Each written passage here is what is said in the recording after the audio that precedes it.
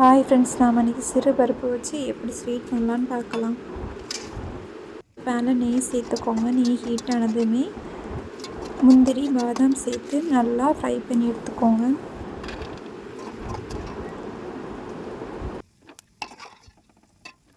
அப்புறம் இன்னொரு பேனில் சிறு பருப்பு சேர்த்து நல்லா வேக வச்சுக்கோங்க. வேக வச்சு நல்லா மசிச்சு எடுத்துக்கோங்க. அது கூடவே நாட்டு சர்க்கரை சேர்த்து நல்லா கிளறி விட்டுருங்க.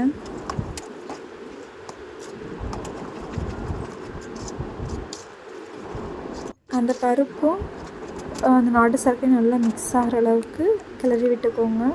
அதுக்கப்புறமாட்டு கொஞ்சமாக தேங்காய் பால் சேர்த்து அதையும் நல்லா கிளறி விட்டுக்கோங்க. அடியில் பிடிக்காத அளவுக்கு கிளறி விட்டுக்கோங்க.